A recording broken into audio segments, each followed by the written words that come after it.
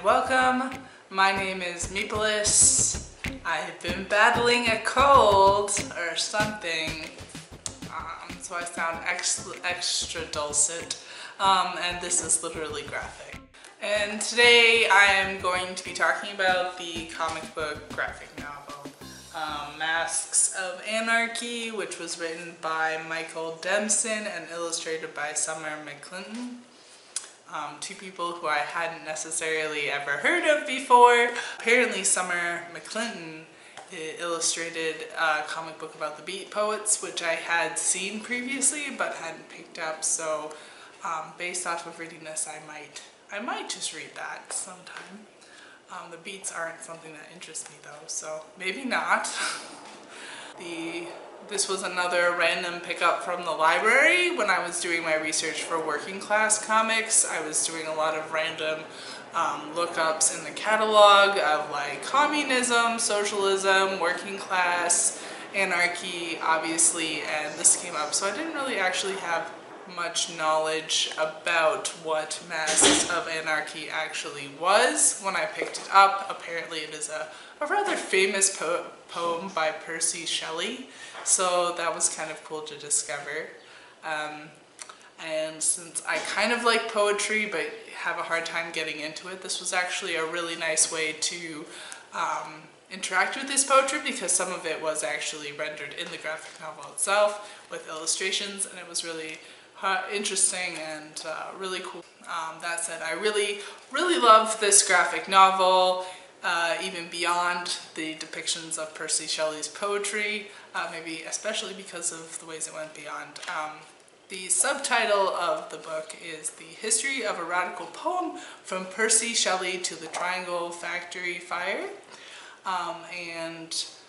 For those of you who may not remember, who maybe didn't go to US schools or something, you know, because there's other places in the world to be educated, and I don't know. Anyway, the Triangle Factory Fire was kind of a real turning point in working class politics in the United States, because the Triangle Shirt Factory was a really successful shirt factory, but the factory caught on fire, and a lot of women and children died because they had been locked inside the building, and there was a lot of dramatic images of women just kind of throwing themselves out of the upper stories and stuff.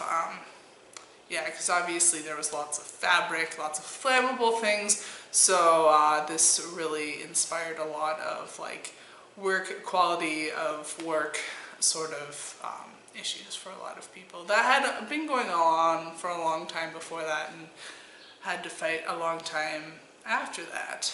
But really important part of American history, and a big part of why we've deported a lot of those sorts of jobs in the United States, because other places don't have as high working restrictions on working environments. So then they can have their factories like collapse in on themselves, and it's not our problem. So, but I digress. Opening up this book, I was a little bit turned off by the introduction sort of texts. There's an introduction by Paul Buell, and then a preface by Michael Denson, who's the author as well. And both of them were in a kind of bad font for this. It was a comic book font, the same font they used for the text, but as someone who went to school for graphic design and who's a bit of a type nerd, though less now than before, you can't use that font for an introduction, especially one that's going to be really patronizing, boring, and uninformative. Because basically the whole thing was kind of like a bunch of puffery on their part. I didn't feel like I learned much of anything. It was just kind of a holier than thou diatribe or something in a really bad font. So I was not a huge fan, and I would actually highly recommend that people just skip it over. I'm sure a lot of people have not read this graphic novel because of that stupid pages upon pages of text. Egads, if I wanted to read text, I would pick up a non-graphic novel. But then, after suffering through that, I did find that the rest of the graphic novel was much better. When the pictures come in, that's when things really improved. The artwork by Summer McClinton is really, really great. It feels really historical, which was nice because they seem to be taking a lot of inspiration from kind of like photographs and stuff. It's black and white, as you'll see, obviously, and lots of really great line work. I'm really, really coming to adore these larger sized, oversized kind of books because I really feel like I can dive into the details. I also think like it probably makes the page layouts a little bit more approachable to people who are a little bit more hesitant when it comes to graphic novels, maybe not as experienced. There are a few pretty interesting page layouts in this book.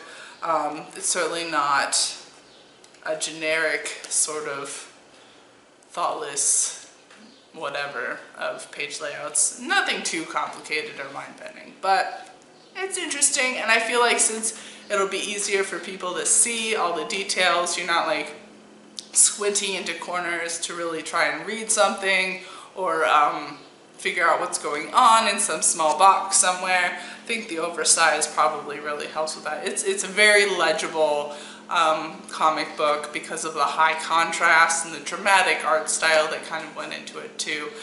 There's no like muddling or yeah, it just felt very readable, very, very readable and striking, dramatic, exciting, you know, all the positive words. So that's why I say I might read this other Beats comic because I really enjoyed the artwork in this one. It was really fun. The other thing that really surprised me about this book is that despite the fact that it is written by Michael Denson, who does not appear to have, he's an English professor in Texas, I believe, but who seems to have written another book on graphic novels at some point, but who wasn't even initially planning for this book to be a graphic novel, but decided that he wanted to do that, and then, yeah, this is the only graphic novel he seems to have written, thus far at least.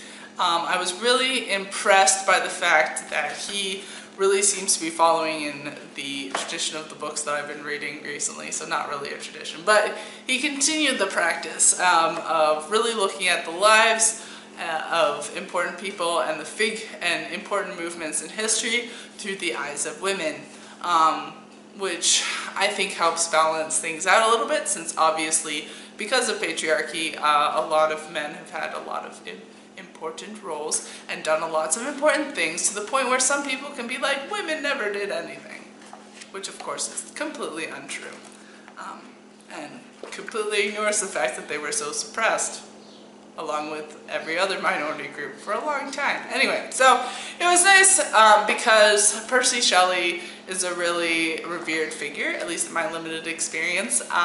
He obviously did a lot of great things, but he was also a bit of a silly dude sometimes. It's leaving pregnant women in his wake apparently everywhere. No, that's not factually true. But, you know, he was a bit reckless. He was definitely kind of a bit of a rich boy, you know, and a revolutionary rich boy, which is a thing that happened, and he can do a lot of really great things, but it's important to, I think, pay witness to his shortcomings as well as his greatness. So I think looking at him through the eyes of Mary Shelley was a really great way to sort of balance things out and show sort of that honestly look at the greatness and the shortcomings of Percy Shelley.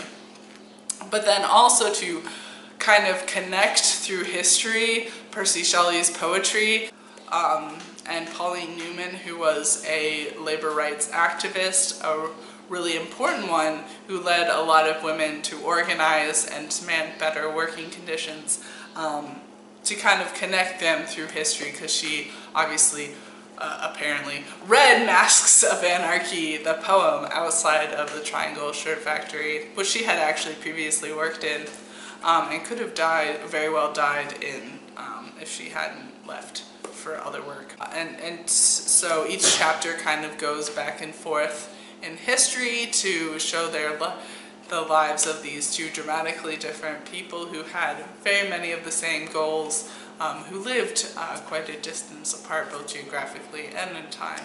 I think, yeah, it just revealed a lot of interesting details about working class history that I hadn't been aware of previously.